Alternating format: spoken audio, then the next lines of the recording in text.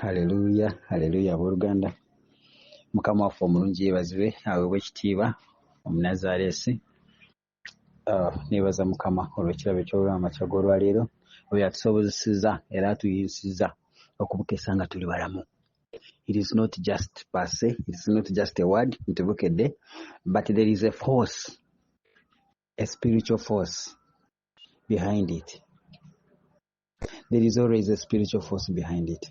We thank God that the spiritual force behind it is His power that we make it to this morning. We thank God for the gift of life. We thank God for the works He has enabled us to do. Neebaza Mukama olw'eggye erimirirawo obudde bwonna. Neebaza Mukama olw'abaweereza mwenna. Tetujja kwebaza tumaleyo, naye kimu kye tusaba. Mukama atuwa amaanyi okulemerako. Mukama, the power to stay. May the Lord dress us with the power to stay. There are seasons. Nga bwe mulaba seasons ez'omu bulamu bwaffe. Seasons come and go. There are seasons of activeness, if I may use the word. There are seasons of lukewarmness. Waliwo obudde obw'obunyogovu, waliwo obudde obw'omusana omuliro nga gwokya. So is such seasons in the spiritual life. Neebaza Mukama olw'omwezi guno, and this time round I commit myself to knowing and following these themes. We are now entering, we have already entered, and I'm delighted to speak first ku theme y'omwezi guno. The theme says the journey of salvation. It is indeed a journey. Salvation is a journey, and it contains such seasons. Waliwo akadde ak'obuseerezi. You may slip back or slip ahead of you, but it is rare to slip ahead. Okuseerera n'ogwa mu maaso. Omuntu bw'aseerera atera kugwa mabega. I don't know if you have noticed that, but the journey of salvation. Papa yabadde akyogerako in his speech. It contains so many. Actually, it is a set of all topics in the spiritual life. Mu bulamu bwaffe obw'omwoyo mulimu topics nyingi. Naye nabadde nkyali awo laba omwana bwa dropping out the topic of persistence, okulemerako. The journey of salvation is going to be too wide. Nti nga buli kyoyogerako kyonna kiri mu lugendo lw'obulokozi.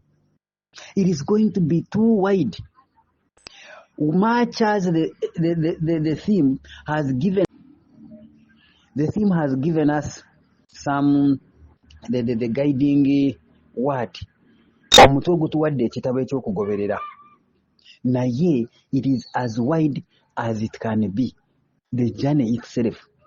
Before you reach, then the journey is still going, and you may not be able to define the journey until you reach. You may not be able kugamba nti olugendo lubadde bwe luti ng'okyatambula. Mukama waffe yeebazibwe. So ojja kusanga nga tukyali mu lugendo luno olw'obulokozi. Many things will come up until you reach home. Bwe bagenda okubuuza nti olugendo liri lutya. But while on the way, the question can apply. Nti olugendo lw'obulokozi bwo luli lutya. I thank God for the theme, the topic, the program that has been introduced. When the topic, Mukama yeebazibwe. The phone is disturbing me, but it should behave. There is this the program that has come in of Ebenezer. It is like we are walking, and along the way, on the journey of salvation, omuntu n'akubuuza nti ye biri bitya? Bitambula bitya? So it is. So, bintu bingi, many things. The Lord is going to reveal many things to us. We are going to share a lot in this journey of salvation. Mukama yeebazibwe. But while our sister was praying this morning, the ninth hour, or the third hour, I don't know how to state it. Naye kusawa. What is it? We say sawa ya kusatu, sawa ya mwenda. The Spirit revealed to her ebyawandiikibwa bibiri mu Luka 18:1-8. then n'amubikkulira Isaaya 62 olunyiriri olusooka then n'olwomukaaga. I'm sorry, the phone keeps disturbing naye ekisawe ekiri. So nabadde wa still twabadde tukyabigoberera nkyabirowoozaako nga ngamba Mwoyo Mutukuvu speak to me, Mwoyo Mutukuvu on the issue of persistence, persistence. Mwoyo Mutukuvu n'addamu okundaga Daniel, ensonga ya Daniel nga bwe yali Daniel 10:11. Mukama yeebazibwe. Era amakya g'olwaliro as we devote to the Lord, as we devote to serving the Lord, and especially the servants. And when I say especially the servants, I include everyone, even you, because we were called to serve. That one we should clearly know. Tewali yayitibwa kutuura. Mukama azimbejje ng'ayita abantu. Buli muntu ayina omulimu gw'ayitiddwa okukola. It only depends on us knowing the seasons when we are supposed to serve the Lord, when we are supposed to stand in the positions that the Lord has called us to stand in. Omutoro nagamba kwemanyira. It only takes you and you to realize that I am in the season for which I was called to do that which I was called to do. Mukama yeebazibwe. Kati mu kukola ekyo kye wayitibwa okukola, one of the issues, one of the key factors is persistence. Emisanvu mingi nga bw'onoofuluma olunaku olwaleero, expect resistance. While we expect resistance, we prepare ourselves to persist. So there must be persistence, consistency versus resistance. You know who resists. We well know who resists. So this morning, bwe tuva mu mayumba gaffe nga tugenda okukola bye tukola, nga tugenda mu buweereza, one true thing is we should know nti waliyo resistance. Therefore naffe twambale tusabe Mwoyo wa Mukama atuwe ekisa okulemerako. We have so many references byawandiikibwa, but as of today we can refer to these three. Luka 18:1, Isaaya 62:1, olukala lw'olusooka, then n'olw'omukaaga n'olw'omusanvu. And in addition to that, njagadde tutunuulire Daniel engeri gye yakwatamu ensonga ze. Daniel yali intercessor nga bano ba intercessors be tulina. Daniel yali intercessor nga bwe tulaba omukyala ali mu nnyumba ye nga yeegayirira ennyumba ye amakage. I don't know why they never say omusajja. Daniel yali intercessor nga bw'olaba omukyala eyeegayirira mu makage. I don't know why we rarely have men interceding for their homes. I don't know why. It's a rare thing. Naye ng'era bwe kyandibadde. So Daniel bwe tugenda okwetegereza mu kwegayirira kwe, yali teyeegayirira ku lulwe Mukama nze. It was about a heart that was for the nation of Israel.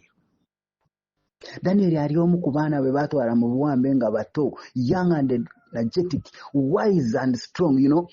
So obwakabaka buli bwegomba abaana bano.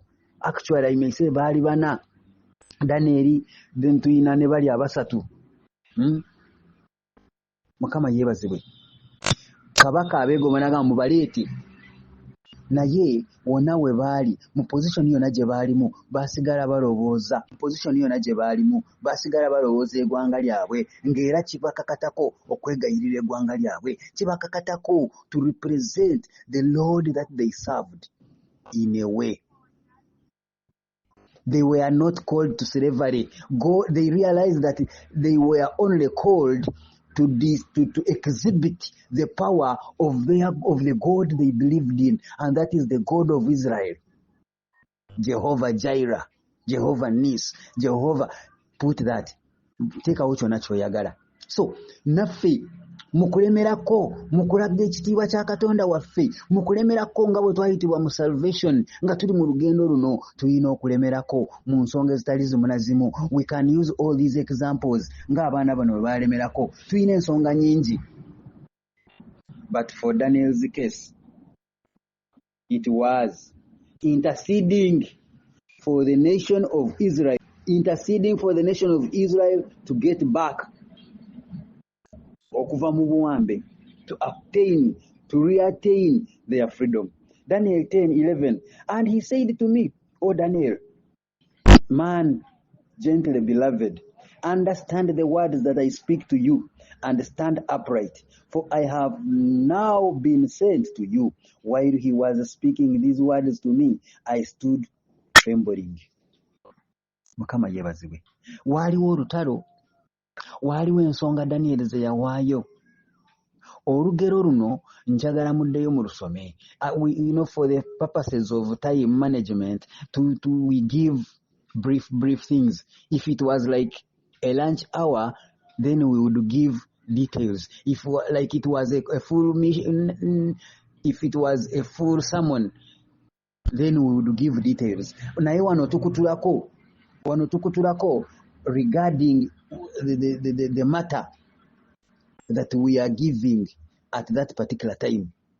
Mukama yebazibwe. So our matter here is Daniel mukwewaayo kwe teyazikiza, yalemerako paka ng'afunye okuddibwamu. Eggulu litubikulira ne ligamba nti lyo lyaddamu. On the day Daniel started praying, interceding for the nation of Israel, interceding for freedom, eggulu lyakkiriza. Naye as the story goes, it took Daniel okulemerako, eggulu neddamu ne ligamba, what is the problem? Haven't we answered that guy?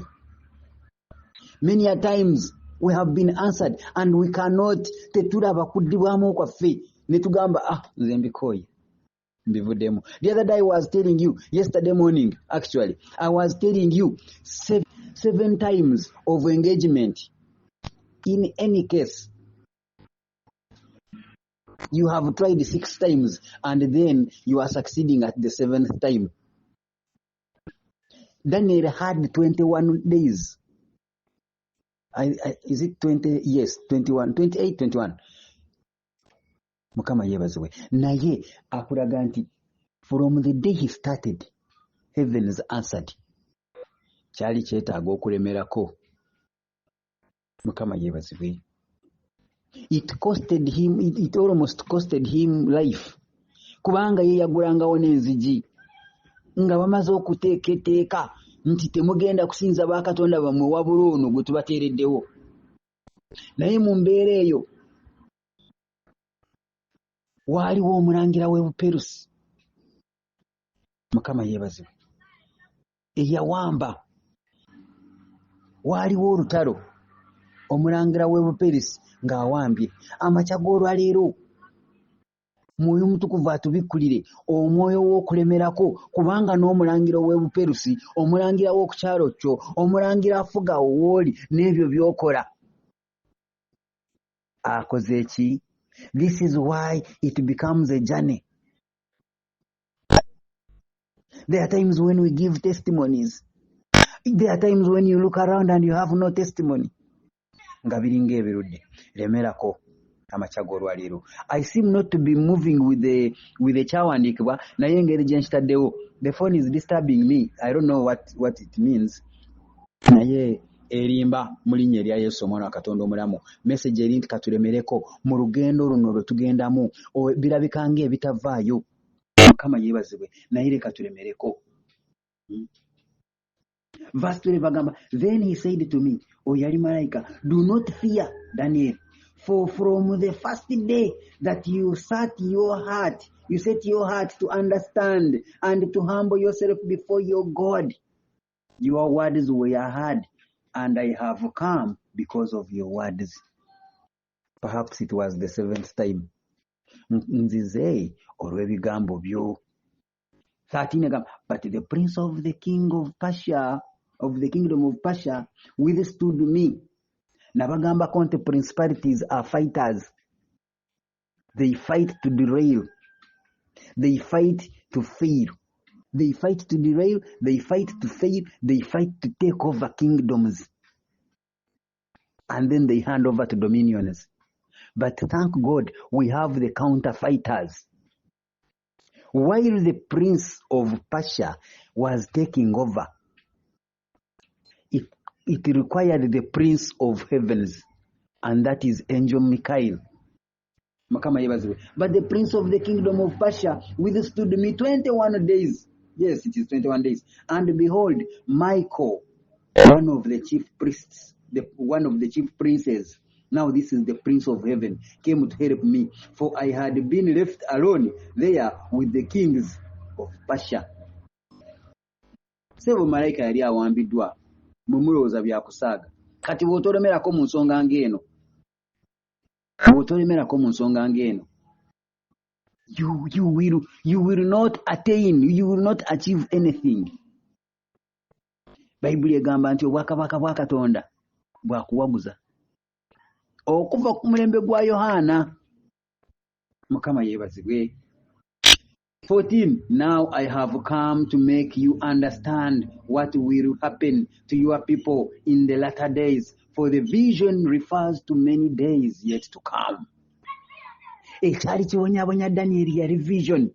It wasn't for that particular season or time. It was a future vision. Kyamutawaanya nnyo ng'ayagala bitegeera. Naffe tuyina ebitutawaanya nga si bya kaakano, si bya mpegaano, bya biseera bya mu maaso.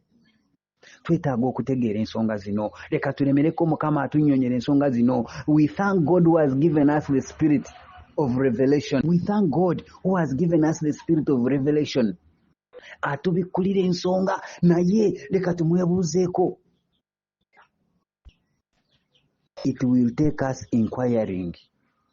Mukama yebazibwe. Amakya g'olwaleero olina ensonga ekutawaanya, giteeke mu maaso ga Mukama, mwebuuzeeko, kubanga lwero olugendo lw'obulokozi. That is the journey of salvation. It is not cake and coffee. It is not silver and gold on a platter. We seek, we fight, tulemerako. Mukama yebazibwe. Nabadde mpulira Ebeneza wa sister waffe okulemerako, namugamba dda mu kibuga. Waliwo abaana abakaaba nga banaatera okuwangula. Sinza ayinza okwadvisinga omuntu nti lemera mu kibuga. Sinza omuntu ayinza okwadvisinga omuntu nti lemera mu kibuga. But again it requires okulemerako ng'obuuzizza Mukama. Buuza Mukama, ajja kuddamu nga bwe yaddamu Danieri. Okusinziira ku bikkulirwa. Abantu tuyina ebirooto naye we are not even sure whether it is God speaking to us. So amakya g'olwaleero tulemereko, simba amakanda.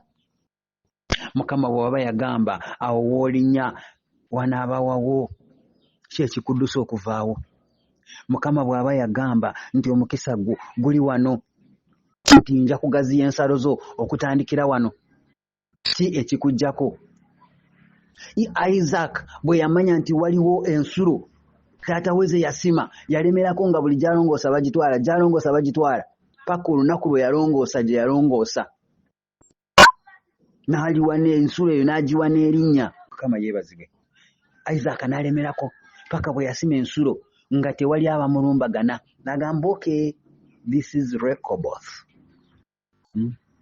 Wano Mukama akkiriza. There is always going to be a sign when God accepts, and that is the journey. Olwo lwe lugendo lwe tulimu. Mukama yeebazibwe.